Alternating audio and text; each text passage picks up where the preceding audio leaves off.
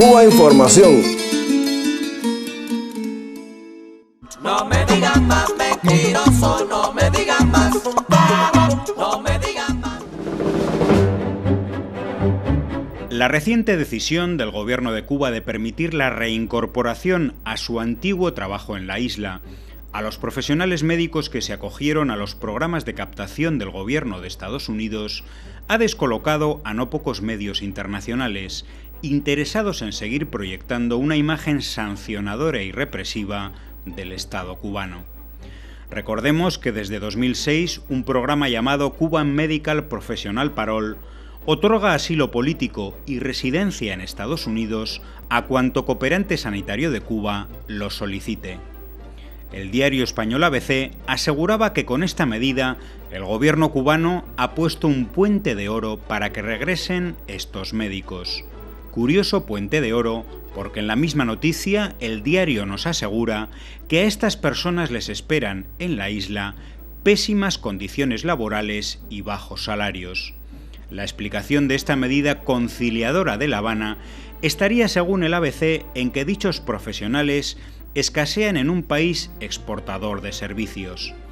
De esta manera, el diario volvía a la carga contra la cooperación médica cubana en el mundo, que describe como un mero negocio. En los últimos años, el gobierno de Cuba ha comenzado a solicitar a los gobiernos con los que mantiene convenios de colaboración médica una compensación económica por gastos y servicios, adaptada a las condiciones de cada país. Recordemos que Cuba tiene cooperación médica en naciones con fuertes rentas petroleras, como Qatar, Brasil, Venezuela, Sudáfrica o Angola, y que en países como Haití, Níger, Honduras o Eritrea, Cuba sigue asumiendo todos los costes de la misión sin contraprestación económica alguna. Teniendo en cuenta la magnitud de esta cooperación, con 50.000 profesionales sanitarios en 68 naciones, que un país pobre como Cuba solicite una compensación económica es algo justo y comprensible. Esto aporta al país 6.000 millones de dólares anuales que, además de garantizar a los médicos en el exterior un salario superior al de la isla, sirven para autofinanciar el sistema de salud cubano. Ahí radica el problema, que estos ingresos no van a parar al bolsillo de acaudalados accionistas, ni engordan las cuentas de altos funcionarios. Tampoco convierten a los médicos cubanos en una clase exclusiva al estilo de lo que ocurre en América Latina.